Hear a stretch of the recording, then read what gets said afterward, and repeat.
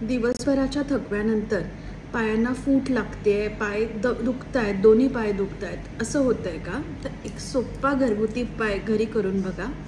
Epsom salt असतं, त्याला magnesium sulphate असं म्हणतात. वाण्याकडे वगैरे रेडिली अवेलेबल मिळतं.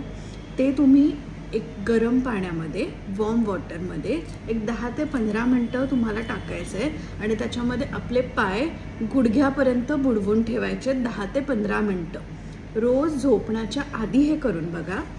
हे केल्याने काय होतं की बिकॉज ऑफ मॅग्नेशियम, त्याच्यामध्ये जे मॅग्नेशियमचे कंटेंट आहे त्याच्यामुळे तुमचे स्नायू रिलॅक्स होतात, पाय हलके होतात आणि पायांना जी फूट लागते ती कमी होते. पण हे करताना हे नक्की लक्षात ठेवा की जर कोणाला उघडी जखम असेल, जो कोणाला जर स्किनचा, त्वचेचा त्रास असेल किंवा कोणी किडनी पेशंट असेल तर त्याने हे करू नये. बाकी सगळ्यांसाठी हा उत्तम घरगुती उपाय आहे.